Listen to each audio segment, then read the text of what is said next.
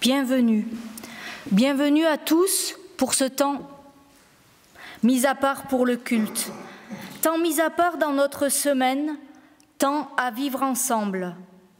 Temps de louange à Dieu qui nous fait vivre, temps pour écouter sa parole et temps pour la fraternité. Temps pour redire ensemble notre foi et nous ressourcer. Où que nous soyons, sur nos chemins de vie et de foi, le Seigneur nous invite à ce temps de culte. Qu'il vienne l'habiter avec nous, c'est lui-même qui nous accueille et nous offre sa grâce et sa paix pour ce moment et pour chaque jour. Nous prions. Seigneur, viens toi-même mettre la paix dans nos cœurs, que nous puissions vivre ce temps de culte attentif et à ton écoute. Viens nourrir notre foi et renouveler nos forces sur nos chemins, quels qu'ils soient. Merci pour ta présence bienveillante et fidèle en nos vies. Amen. Et je vous invite à prendre le premier chant, le chant 225, « Viens en cette heure ».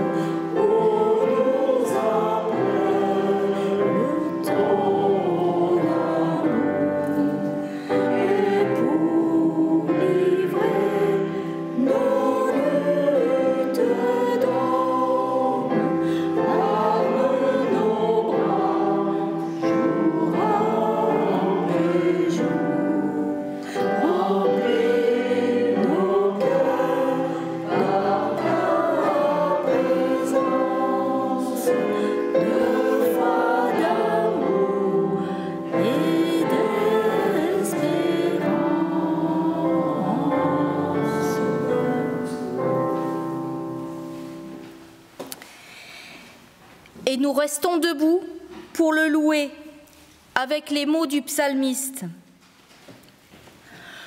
Dieu soit loué, célébrez la richesse infinie de notre Dieu.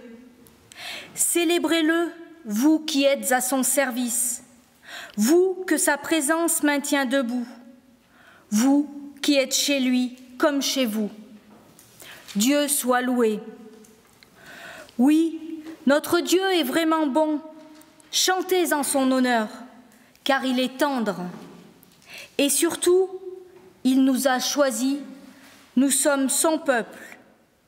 Je n'ai qu'une chose à dire de lui, il est plus vaste que tout ce que je ne pourrai jamais comprendre.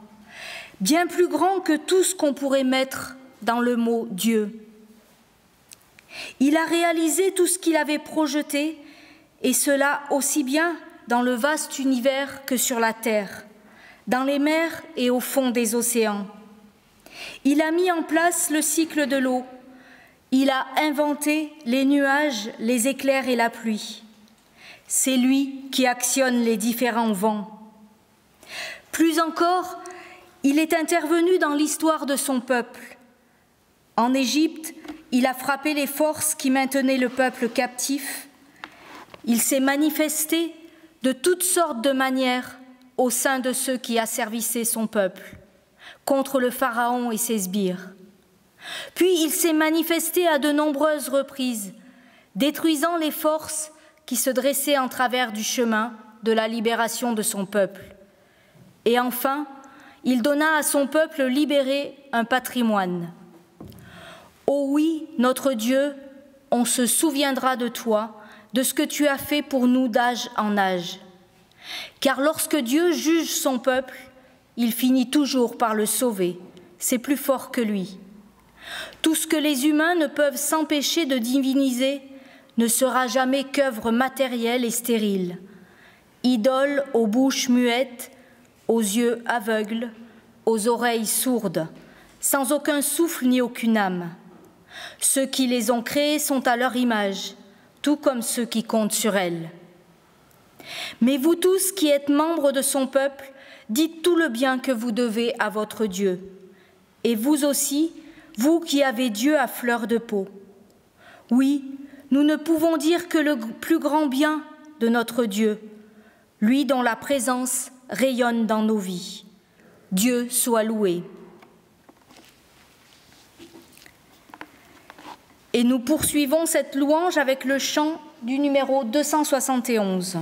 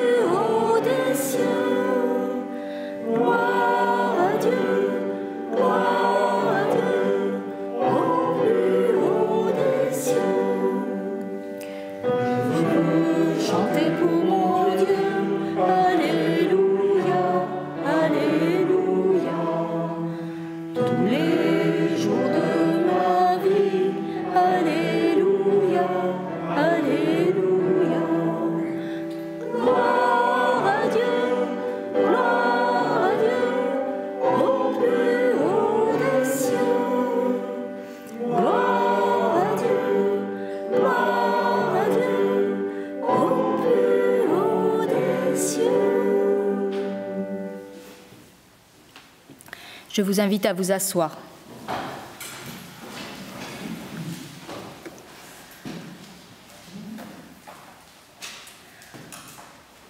Replaçons-nous maintenant, en vérité, devant celui qui nous aime. Nous prions.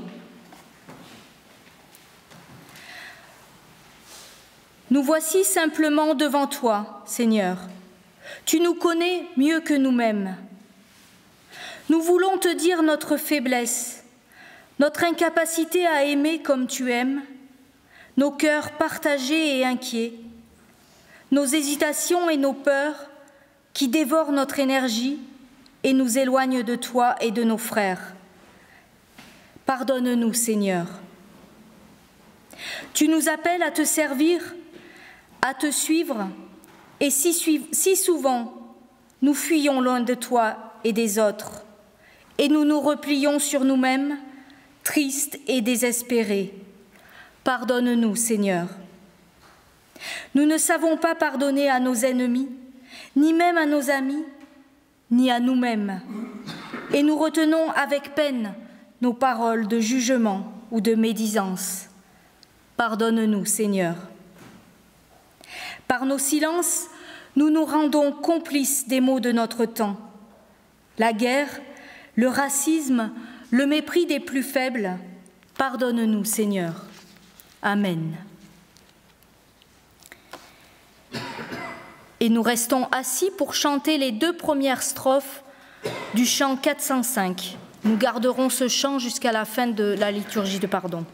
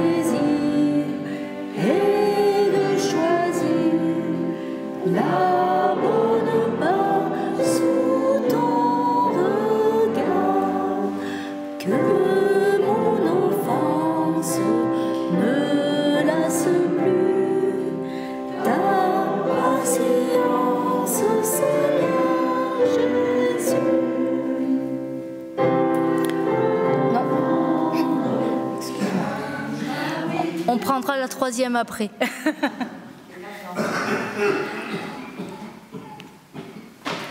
Pardonnés et libérés, accueillons la volonté de Dieu pour nos vies. Pardon. Excusez-moi, je reprends.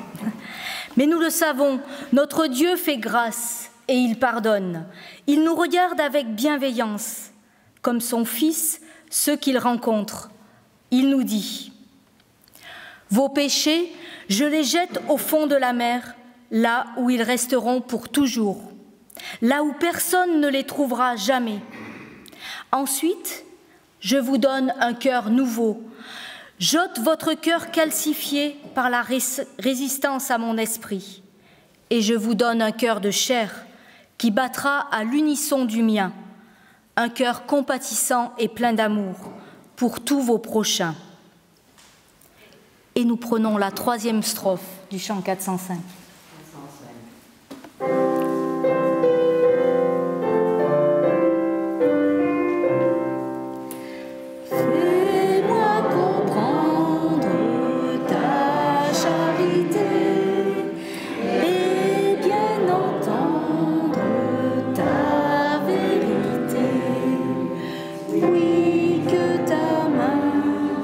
Sur mon chemin,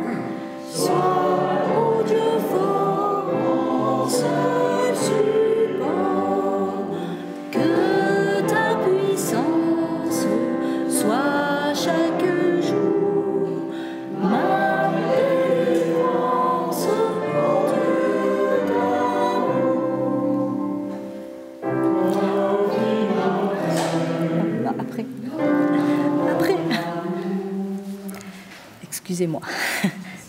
Pardonnés et libérés, nous pouvons vous lever pour accueillir les paroles de la volonté de Dieu pour nos vies.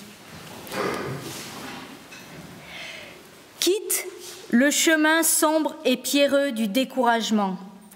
Discerne Jésus ressuscité qui marche à côté de toi. Il t'appelle et il t'envoie pour être son témoin. Dans ce monde qui doute, porte son espérance. Dans ce monde d'obscurité, porte sa lumière. Dans ce monde de compromis, porte sa parole. Dans ce monde de hâte, porte son calme. Dans ce monde bruyant, porte le silence et sa paix. Dans ce monde de haine et de vengeance, porte son pardon. Amen.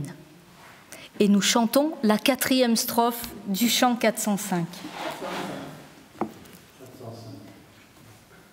405.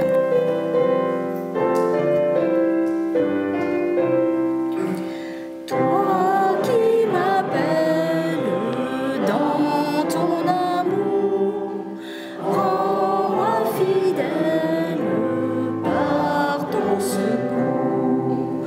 Protège-moi et conduis-moi loin du danger, ô bon berger. Vois ma faiblesse et me soutiens. Par ta tendresse, je t'appartiens. Et je vous invite à vous asseoir.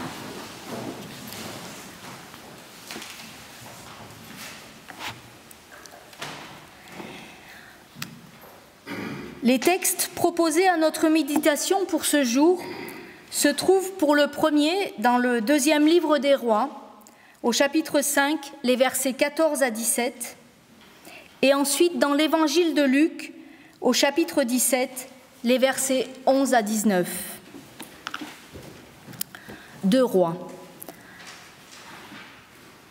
C'est l'histoire de Naaman et du prophète Élisée, de la guérison du lépreux Naaman, Naaman le Syrien. Donc on va lire juste quelques versets. Alors, Naaman descend dans le Jourdain. Il plonge 7 fois dans l'eau, comme Élisée l'a commandé.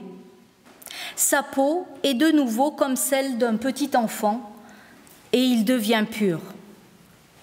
Naaman retourne chez l'homme de Dieu avec tous ceux qui sont avec lui. Il se tient devant lui. Maintenant, je le sais, sur toute la terre, il n'y a aucun Dieu, sinon celui d'Israël. Je t'en prie, accepte le cadeau que je t'offre.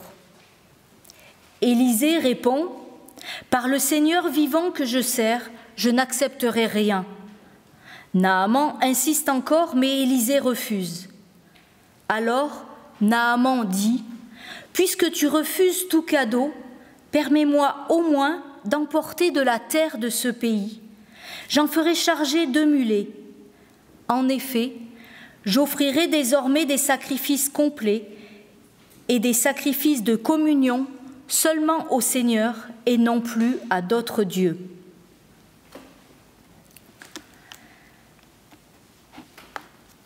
Et dans l'évangile de Luc,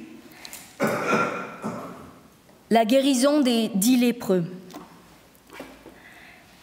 Jésus, se rendant à Jérusalem, passait entre la Samarie et la Galilée. Comme il entrait dans un village, 10 lépreux vinrent à sa rencontre.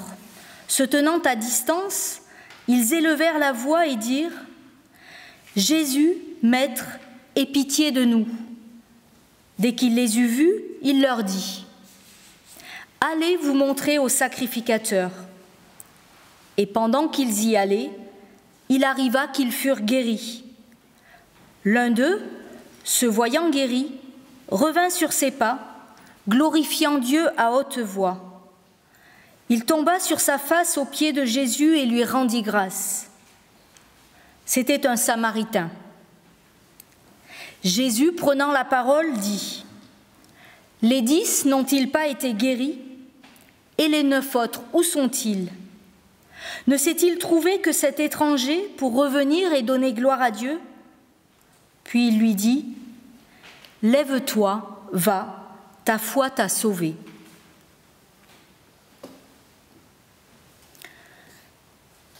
Et je vous invite à prendre nos recueils pour chanter le numéro 232, « Comme un souffle fragile ».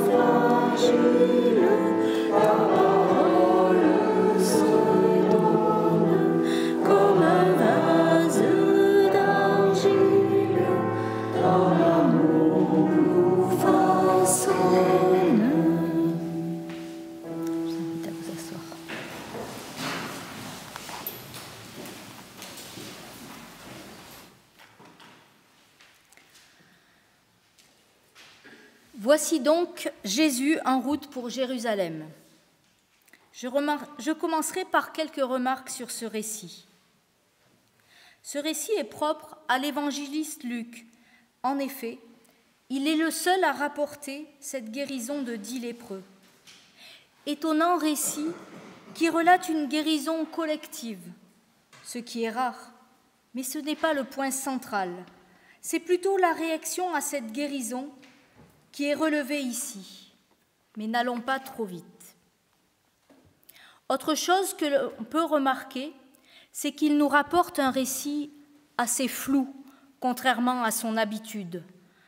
Luc, qui aime tant les précisions géographiques et de temps, d'histoire. En effet, ce village n'est pas vraiment situé ni nommé. Et d'ailleurs, la mention entre la Samarie et la Galilée ne colle pas avec la destination de Jérusalem énoncée au tout début. Mais nous voilà donc à l'entrée de ce village. À l'entrée de ce village, Jésus est interpellé par un groupe de lépreux. Luc ne nous dit pas s'ils sont juifs ou samaritains. Ce qui les rassemble, c'est leur état de malade. À l'époque, le lépreux est un paria, un exclu, obligé de vivre à l'écart de la société. Il a tout perdu avec la maladie, sa famille, sa vie sociale et également sa vie religieuse. La lèpre est considérée comme une punition, une malédiction, une conséquence d'un péché commis. Il est déclaré impur et donc exclu de toute vie religieuse. Ces 10 lépreux semblent avoir recréé ce lien, un détail que ce chiffre 10, mais en fait, c'était le nombre requis pour faire communauté. Est-ce un signe de leur foi et de leur désir d'être ensemble devant Dieu malgré leur maladie? La question reste ouverte. En tout cas, ils sont très respectueux de la loi. Ils se tiennent à distance, contrairement aux lépreux des chapitres précédents qui se jettent, lui, aux pieds de Jésus. Mais certainement que la réputation de Jésus comme guérisseur est venue jusqu'à eux. Les voilà qui l'interpellent, qui crient vers lui, qui implorent sa pitié, au lieu de crier « impur, impur » comme ils étaient d'usage pour éloigner les passants. Et Luc nous dit qu'ils le reconnaissent comme maître. Ce terme employé ici ne signifie pas un lien de subordination, mais il signifie que c'est un homme important pour leur salut. C'est le même mot grec utilisé par les disciples dans la barque quand la tempête fait rage et que Jésus dort, maître. Ils veulent attirer son attention sur leur situation. Ils osent le déranger sur son chemin. Et Jésus ne va pas s'approcher. Il respecte lui aussi la loi qui les régit et il leur dit juste une parole. Allez vous montrer au sacrificateur. Mais cette parole signifie justement la guérison. En effet, c'est seulement lorsqu'ils étaient guéris que les lépreux pouvaient aller au temple pour faire constater la disparition de la lèpre. Et ils devaient alors offrir des sacrifices de purification pour être réintégrés dans la communauté. Il n'était alors prévu aucun sacrifice d'action de grâce, de remerciement à Dieu pour la guérison. En les envoyant ainsi, Jésus sait que la guérison va avoir lieu. Et eux, ils lui font confiance, ils se mettent en route, et voilà, qu'en chemin ça arrive, ils sont guéris. Luc est peu loquace, il ne précise pas comment, mais il dit « ils furent guéris ». Il ne nous dit pas plus ce qu'ils font ensuite d'ailleurs, sauf pour l'un d'entre eux. Certainement sont-ils allés auprès des sacrificateurs pour retrouver leur place dans la société, mais ce n'est pas l'important pour l'évangéliste et donc pour ses auditeurs et ses lecteurs. Même si, un peu plus loin, leur attitude est interrogée par Jésus lui-même, il ne donnera pas de réponse. Il dira simplement « Où sont les 9 autres ?» Peut-être est-il seulement déçu de leur absence de reconnaissance, comme il l'a souvent été par tous ceux qui ont refusé son message, la bonne nouvelle du salut qu'il est venu apporter. Mais Luc poursuit son récit avec l'un d'eux, le seul qui, constatant sa guérison, va décider de retourner vers Jésus.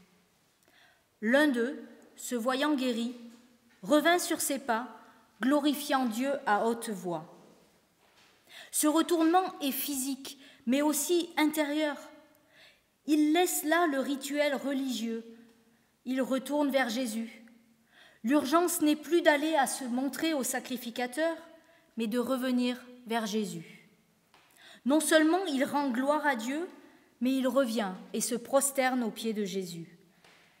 Il reconnaît par là comme l'auteur de cette guérison et il tient à le remercier.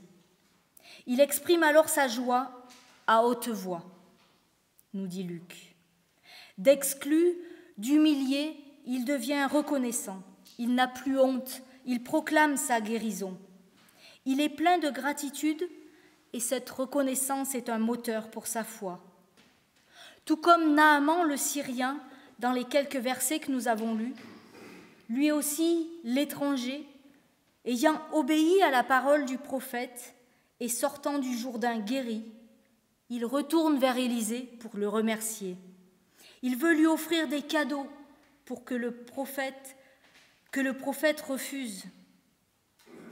Mais il promet alors d'offrir des sacrifices à Dieu et non plus à ces dieux, des sacrifices de communion, dit le texte. Qu'est-ce donc que dire merci? C'est accepter le cadeau ou le don ou l'aide d'un autre. C'est créer une base pour une relation nouvelle et c'est permettre à cette relation de se développer. C'est trouver donc cette relation nouvelle à Dieu. Cette reconnaissance est alors source de libération. Jésus le relève et l'envoie. Il lui dit « Va, ta foi t'a sauvé ». Voilà que cet homme, doublement impur aux yeux de l'auditoire de Jésus, car lépreux et samaritain, est non seulement guéri, mais sauvé. C'est-à-dire que Jésus lui permet de renouer une relation perdue avec lui et avec son Père. Cette reconnaissance mutuelle permet cette possibilité, crée cette possibilité. Comme Jésus le dit à la femme samaritaine, « L'heure vient où ce ne sera ni sur cette montagne ni à Jérusalem que vous adorerez le Père, mais en esprit et en vérité. » Jésus a franchi de toute considération et de rite religieux. Il annonce la réconciliation avec le Père et il invite à la reconnaissance. Ce retournement du Samaritain lui ouvre le chemin et transforme sa vie. Cette parole de vie et d'espérance s'adresse aussi à nous, même si heureusement nous ne sommes pas atteints de la lèpre. Aujourd'hui, pas besoin de lèpre. Les causes d'exclusion ne manquent pas dans notre société. Il y a toujours des exclusions sur la maladie, l'origine, la naissance, le sexe, le nom, plus les nouvelles exclusions créées par notre société de consommation et de technologie. Sans oublier les exclusions héritées de notre histoire, comme celles liées à la croyance et à la religion. Alors que notre société valorise la perfection et le zéro défaut, nous vivons dans notre quotidien l'accumulation de nos exclusions, qu'elles soient maladies ou défauts, fautes ou manquements, différences et particularités, problèmes ou soucis. C'est pour cela que chaque jour, Jésus-Christ nous adresse cette même parole de guérison, d'envoi, de libération, de salut. Lève-toi, va, ta foi t'a sauvé. Nous la recevons comme une véritable parole de vie et d'espérance qui nous accompagne à tout moment de notre existence.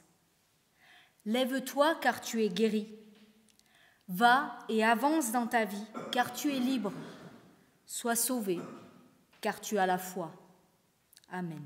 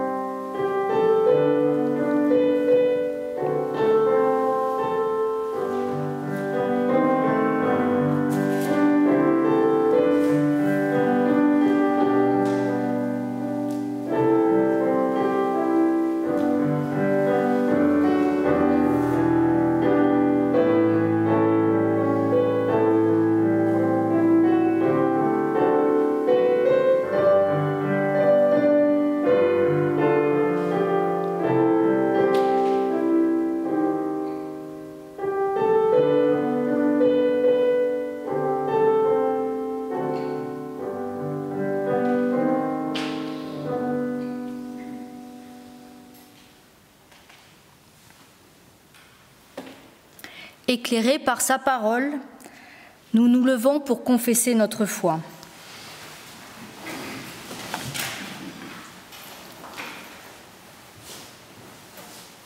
Je crois en Dieu sans pouvoir le définir. Il est la transcendance qui donne une autre dimension à ma vie. Je ne connais pas son nom, Je ne déluis aucune image, mais toujours dans ma vie, il est là, comme une lumière qui éclaire mon chemin, un vis-à-vis dans la solitude des jours. Je crois que si ma foi vacille, il croit en moi sans se désespérer, et c'est mon espérance. Je crois en Jésus et je crois qu'il est le Christ. Dieu s'est révélé à lui et l'a pris pour fils. Il a cru en l'amour de Dieu et a aimé son prochain, inconditionnellement. Il a été fidèle jusqu'au bout, loyal jusqu'à en mourir. Son exemple me conduit. Sa résurrection a lieu chaque fois que nous marchons dans ses pas. Je crois en l'Esprit Saint et je ressens son action entre les hommes qui veulent faire advenir le royaume de Dieu. Il nous réunit dans la communion fraternelle, il me reprend quand je m'égare, il éclaire les ténèbres de ma vie. J'ai confiance en son souffle, il m'a tant de fois sauvée. Je crois qu'il me faut ressusciter chaque jour de ma vie. Amen. Et je vous invite à prendre le chant 566, « Je crois en toi ».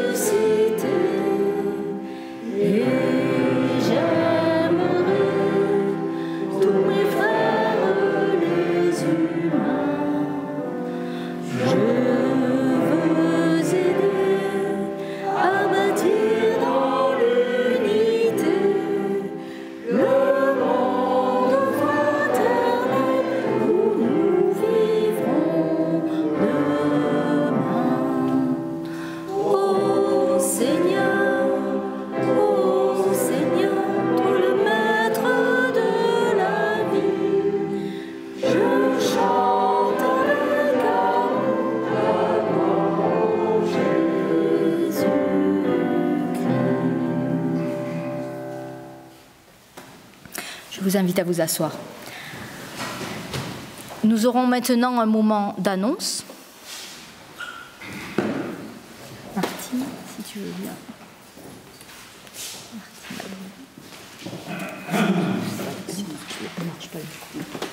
Alors, juste pour vous rappeler que dimanche 23 octobre à 16h, c'est la reconnaissance de ministère de Emeline à Maglone.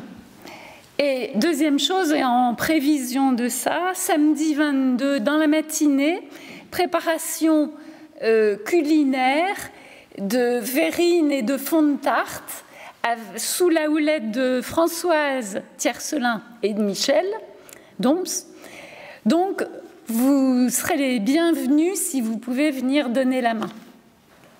Voilà, et juste merci à Yen pour la musique, parce que je crois que c'était assez chaud pour trouver des musiciens.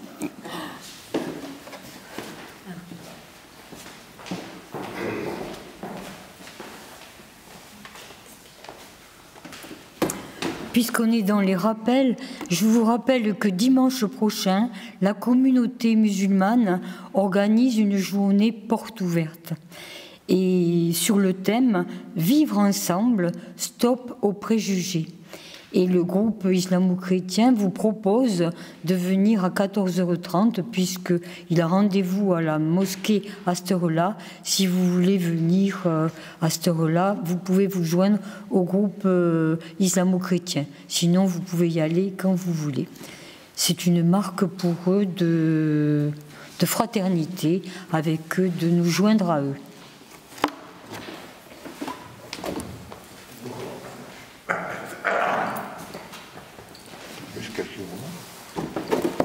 À l'approche de Noël, ça ne me gêne pas, à l'approche de Noël, préparons-nous vers une terre nouvelle pour la nouvelle année où nous devons semer le maximum de grains pour le bien de l'humanité. Voilà.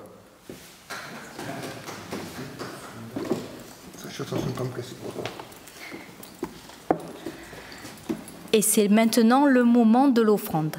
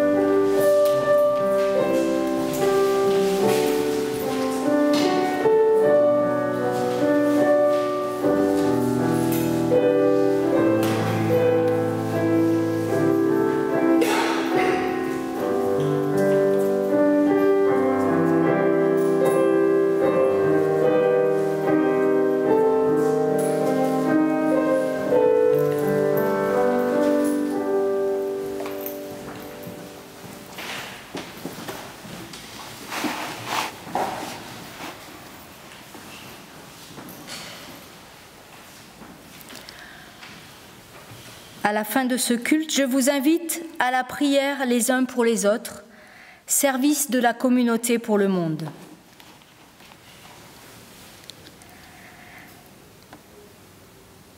Seigneur, toi qui es lumière, nous voici devant toi. Nous ne savons pas te prier, mais tu viens toi-même nous éclairer et nous donner les mots. Viens inspirer nos vies et faire de nous les témoins de ton royaume. Apprends-nous l'humilité et le don total de nos vies. Dépouille-nous de tout ce qui nous retient loin de toi. Pour tous ceux qui souffrent de la guerre, de la misère et de la folie des hommes, nous te prions, Seigneur. Pour les dirigeants de nos pays, viens les éclairer pour des décisions justes et qui contribuent à la paix et à l'amitié entre les peuples. Nous t'en prions, Seigneur. Pour tous ceux qui se sentent seuls, abandonnés, envoie-leur un signe de ta présence et fais-leur ressentir ton amour. Nous t'en prions, Seigneur. Pour tous les malades et ceux qui sont en fin de vie, tiens-toi auprès de chacun et console ceux qui les aiment. Nous t'en prions, Seigneur. Pour tous ceux qui nous sont chers, nos familles et nos amis, les membres de notre communauté, nous te prions, Seigneur. Nous te les nommons dans le silence de nos cœurs.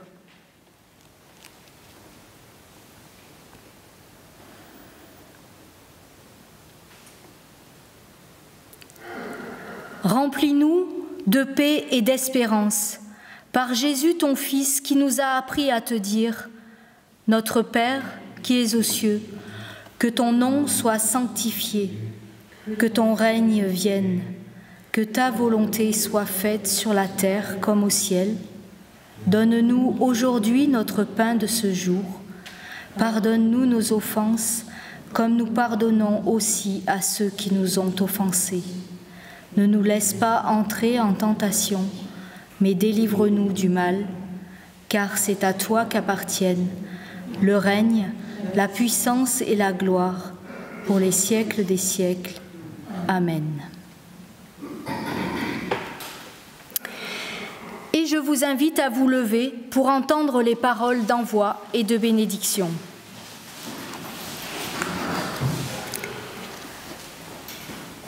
Allons et marchons en confiance et en toute humilité à la suite de celui qui nous libère et qui nous guérit de toutes nos impuretés et de nos peurs.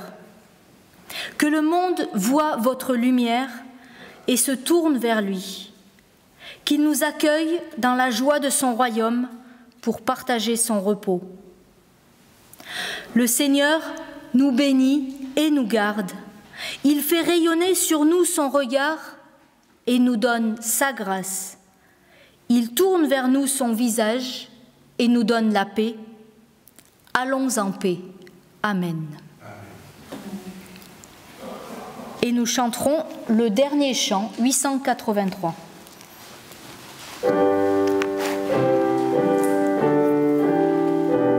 On peut le chanter 2 fois, il est très court. Sur le chemin où tu allais, ta force affermira non pas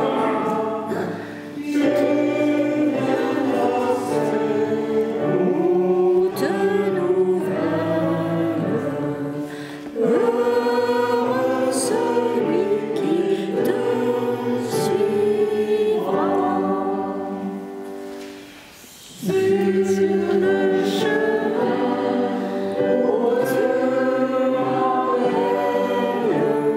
ta force affermira nos pas. Tu viendras route fidèle. Heureux celui qui te suivra.